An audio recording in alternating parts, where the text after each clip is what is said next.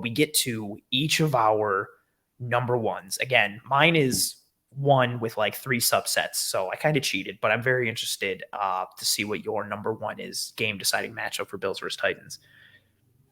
All right, this is extremely nerdy. I love it. But I'm my already number excited. one matchup is going to be Ryan Tannehill and his ability to read the Bills' safety rotation. Bro, okay.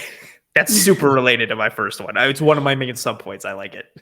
So, like you said, I mean, I charted the Bills game, and I've got them at 91% too high before the snap.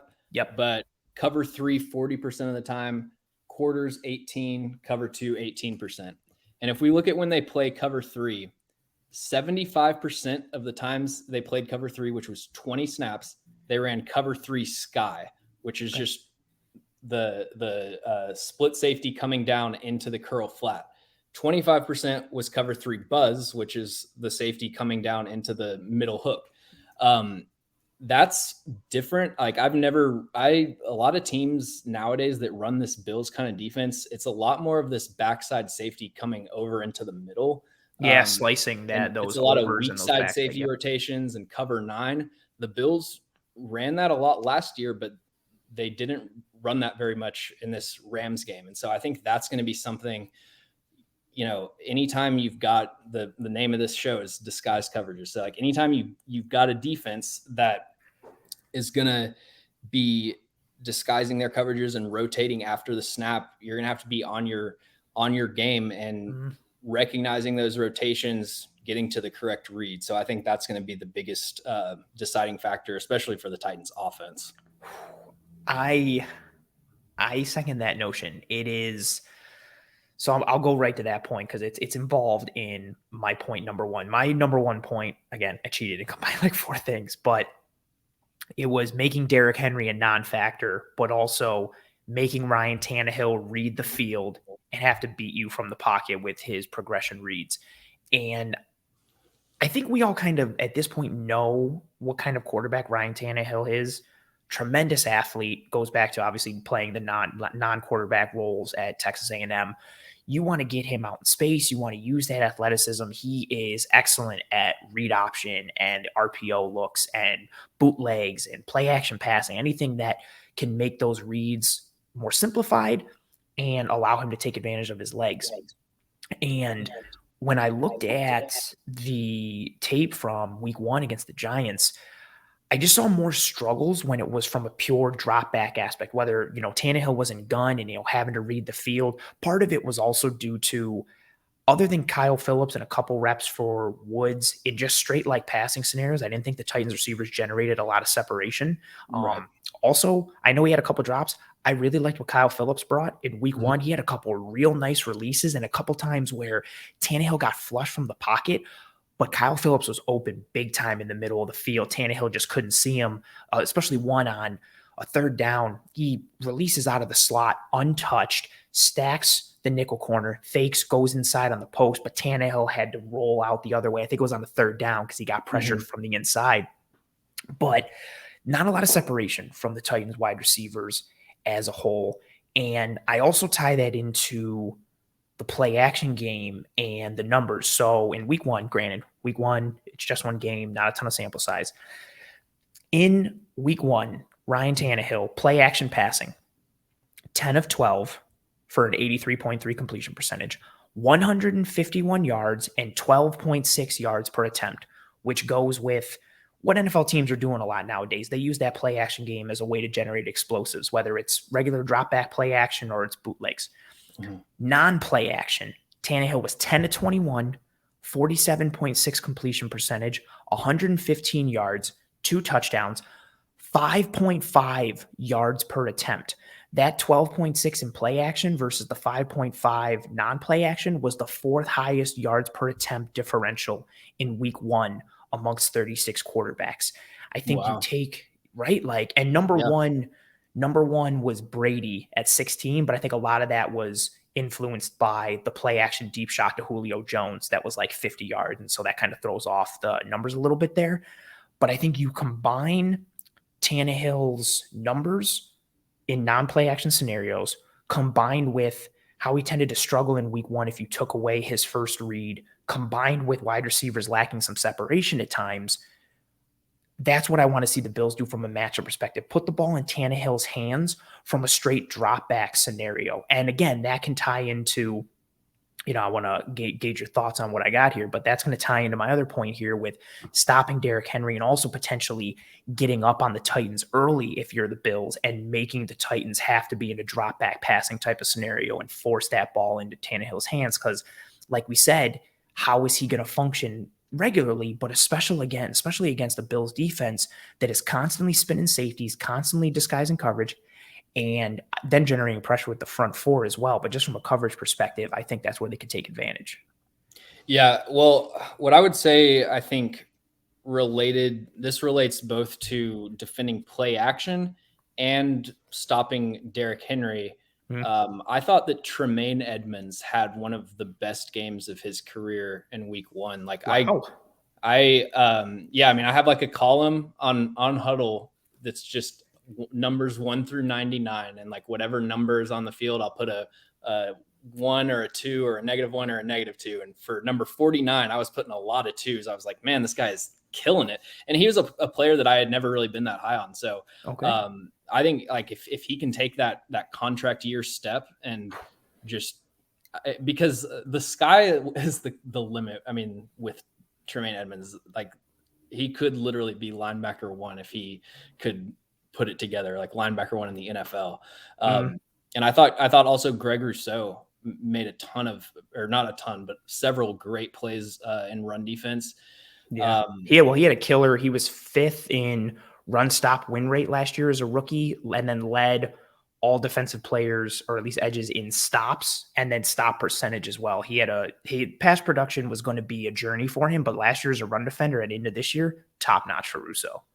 How would you say like Edmonds and Milano are in coverage, specifically with play action? Like, do you see that as a strength or a weakness for the Bills going into this matchup? It's so funny because I know you don't know, but like Tremaine Edmonds is such a lightning rod for like polarization within the Bills community. Really? Everybody big time. If you mention Tremaine Edmonds, it's either, oh my God, he's so young and has so much potential, or everybody thinks he's a bust because he hasn't turned into Luke Kuechly like he was supposed to, because Bills fans thought, oh my God, Sean McDermott got another linebacker in the first round. Oh my God, look what he did with Luke Kuechly. Oh my God, Tremaine Edmonds is the size of a pterodactyl and he runs like a cougar. This guy's going to be amazing, but he necessarily hasn't been that. I think when it comes to play action, I'll start with Edmonds. His biggest weakness coming into this year, and it's been really throughout his whole career, the inconsistency in his processing and seeing what's going on in front of him. And then you're tying that into angles he takes to the football and his path to the football. I think with play action, he has the tendency his eyes can mislead him, but then you add it together with the physical, and he's just got so much physical ability to kind of make up for that. There was one of the clips against the Rams, it wasn't play action, but the Rams are going left or right, and Cooper Kupp runs a deep over, and Edmonds is that wall defender on the inside, and he turns to Kupp and just speed turns with him and just carries him right across the field. He did something similar last year against the Chiefs in the regular season, carrying McCole Hardman on like a deep post that split the middle of the field open safeties, carrying him downfield. McCole Hardman runs a 4.3. I think the athleticism can course correct at times when it comes to the play action, but you want to put Tremaine, if you're the opponent, you want to put Tremaine Edmonds in situations where you're taxing him mentally. You want to try and confuse him. You want him sitting there trying to read what's going on in front of him instead of just reacting and making plays with his speed and his athleticism. I think Milano, again, specifically against play action, I think he's a better linebacker than Tremaine Edmonds as a whole, completely and holistically. But I think he will bite from time to time as well, but it's less because of his eyes misleading him and more just aggression. Matt Milano is, I hate to use this term because it get used so much now, but he's a dog around the line of scrimmage and in the box. So if he see ball, get ball. And so if he sees run action, he sees play action, he's coming forward, he's trying to knife into the backfield. He often plays a disruptor role for this defense. I think both are better in coverage overall than they get credit for. I do think Milano is better than Edmonds, despite the fact that Edmonds is athletic and the size of a pterodactyl. Yeah, it's really interesting. Part of the reason I asked you that is because I know the Colts tell their linebackers don't bite on play action, like just keep your feet in the grass. And Bills do. Bills, they play from what we've heard in press conferences and interviews, combined with myself and Eric Turner and Kendall Mursky in the Cover One film, and we've had several Bills players on, combining what we've heard in the public and what we've been told by players, they are reading run first and treating that as priority. So if you're running play action, they are going to take their 2 steps forward and play run and then have to get back. So they're not just sitting in the grass. That makes sense. If you're playing with a light box, you're going to have to tell your linebackers to trigger a lot more quickly. Absolutely have to. Getting back to my number one point, which again is comprised of like several. So I touched on the Ryan Tannehill piece because it tied into your number one. And then kind of the setup to that, I think in order to put the ball in Tannehill's hands and make him have to read the field and beat you from the pocket, I think you have to stop Derrick Henry. I think obviously this is an obvious, answer. I think most Bills fans are coming into this game and saying, stop Derrick Henry, stop Derrick Henry. But I still see so much that is designed around him, not even just going back from last year, but actually, we'll start last year as kind of the source of it.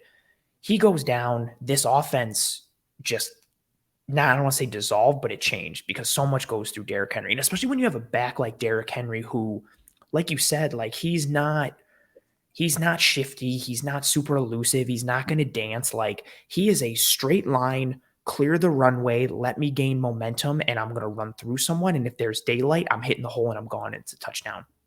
That prototypical zone runner, which was interesting because in week one, the Titans, for Derrick Henry, he had 21 carries, 11 were zone, 10 were gap. I was surprised to see more counters, more gap style runs from the Titans. I expected, again, I think like most people do, or maybe at least because I don't watch the Titans that much or enough, I thought, but I expected to see more outside zone, more wide zone. We did get 9 of those outside looks, 4 outside zone and 5 like wide zone or stretch type of looks. But again, 10 gap carries. So a different kind of running style or running attack for the Titans in week one, granted just one sample size, but like if I can make a comment on that, I think it has to do, my guess would be that it has to do with the type of fronts that the Giants were playing. That's what I figured. Just knowing like kind of Keith Carter, the O-line coach, and Vrabel, and just like how every part of their offense is just so tied into wide zone, from the keepers, the nakeds, just everything that they do is built off of trying to look like wide zone. So I would love if they started to throw in more counter and because I think gap runs just personally are more aesthetically pleasing to watch. Like it's so beautiful to watch pulling linemen and see, that's what I love. Side note, that's what I love about the draft is you get to watch all these like coastal Carolinas and they're pulling the entire offensive line. Their unique schemes. It's so fun. Pulling shit out of the hat. So yeah, I would love some more counter runs, but I think they're still going to be a primarily wide zone team. That's fair. I figured it would continue and balance out in that way. But also just to like piggyback on that, like it is the idea of the Titans running gap and having an already created hole for a downhill Derrick Henry that he can see from the time that he's making that counter step. And then as he's getting the handoff, he already sees the runway. That's a terrifying thought. If he can just literally touch the ball, get up and go, like that's a literal freight train coming at you. And so, I like that they were using gap. I remember Mike Mularkey and what's his name, Terry Robisky. They tried to make Derrick Henry a like an ISO runner, and for whatever reason, he just couldn't do it. At least early in his career. So who knows? Man, that's a very interesting point. Another layer to it. But no matter how you slice it, if we're looking at gap, we're looking at zone. Again, we both think it's going to tie into that outside or wide zone piece because everything is built off of it. You have to stop Derrick Henry if you are the Buffalo Bills. And I think with what the Buffalo Bills did with this defensive line for another year, it seems like going back all the way through 2019, 2020, and then this past offseason, the Bills, or 2020 through, the Bills continue to like revamp their defensive line every year, whether it's free agency and the draft or both. And they did it again this year. Star Latulippe gone, Harrison Phillips gone, Jerry Hughes gone, Mario Addison gone. The majority of your snap eaters last year are gone. And you bring in Von Miller, you bring in Daquan Jones, you bring back Jordan Phillips, you bring back Shaq Lawson, you bring in Tim Settle. Revamped defensive line, week 1, small sample size, but they look like a team better suited to play with light boxes because of the presence of Daquan Jones and Jordan Phillips. Then the edge setting presence of Gregory Rousseau. Von Miller is better on the edge against the run than people realize or give him credit for. And Von Miller, for his entire career, has been an elite run defender. Like, I love it. One of the best run defending edge rushers in the NFL. It's funny how for all these like good pass rushing edges, the ones that are also good at run defending, it doesn't really get talked about. Like you have Von Miller, one that I kept talking about all offseason. Khalil Mack goes to the Chargers and everybody's like, oh my God, the pass rush of Bosa and Mack, which is true. But I'm also like, now you can play those odd front looks if you're the Chargers and you have a really good run setting edge defender in Khalil Mack. Khalil Mack is a beast against the run in addition to the pass. Absolutely. And that's such a huge piece I feel like people most fans usually think of fitting the run from an interior perspective, like your defensive tackles and your linebackers, and they forget the importance of setting the edge and the edge defenders and what they can do against the run. And Mack is up there. Von Miller is up there. I think Rousseau is starting to get up there as well, despite the fact that he's only in year 2, which, I mean, his length and his physicality and his size like speaks to being able to set the edge. Like he can just long arm anybody and just almost kind of 2 gap at any point. But I mean, he's kind of like the ideal edge setter. Really, like he is. That's why I got excited with his performance from last year because I thought he's still a very green player and he needed more seasoning when it came to pass rush plan and technique and moves and counters. But he raised his floor so much because granted, you want your edge players to be a presence in the pass rush.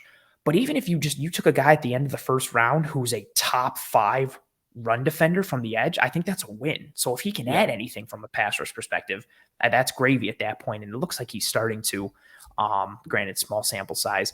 But I think, and I don't think this is unique to me. I think anybody who talks about playing the Titans, it starts and ends with Derrick Henry. Slow down Derrick Henry, stop Derrick Henry, wide zone, outside zone. How do you deal with that with whatever scheme or front you are running? And so you combine that with the Bills' revamped defensive line, their propensity for 2 high shells, even their ability to use 2 high coverages post-snap as well. How do they fit the run with those light boxes and those new defensive linemen on the interior? What does the spine of the Bills' defense look like, which lost some battles last year against Tennessee? And when I say spine, I mean the interior, Tremaine Edmonds and Matt Milano by extension, and then the safeties. How effective are Micah Hyde and Jordan Poyer in spinning down and fitting the run? And it's twofold because 1, as Derrick Henry goes, the Titans offense goes, but 2, for me, I think it's really Ryan Tannehill's an athlete. He's good on play action. He's good on boots. If you slow down the run, you slow down how much you have to commit on play action and the threat of the run, combined with if you can also get up on the Titans early, you also add into that bucket of trying to force the ball into Ryan Tannehill's hands. And I think the Bills need to make Ryan Tannehill beat them as just a regular drop back passer. Because when I saw it in week 1 against the Giants, whether it was him, whether it was protection, whether it was wide receiver separation, everything combined, I just didn't see that much of a threat from Ryan Tannehill just being sit back in the quarterback and going from 1 to 2 to 3. He was locking on to his first read. Maybe he got to 2, and then he was trying to use his legs. I don't think he's built for that progression passing window type of mold and model. And if the Bills can force him into that bucket, whether it's because they're stopping the run or because they get up, I think that's the biggest, matchup decider in this game. Yeah, and I mean, just to add one more thing onto that, you've got a rookie right tackle, Nicholas Petit-Frere, who had a pretty solid week 1, but I guess I worry less about Ryan Tannehill's ability to execute the drop back passing game as I do NPF's ability to hold up against Von Miller, in a true pass set when he's not getting chip help, not getting move in the pocket and that sort of thing. So yeah, it'll be really interesting. I think the Titans' first goal should be to not get in that situation and to dominate early, but I doubt that happens.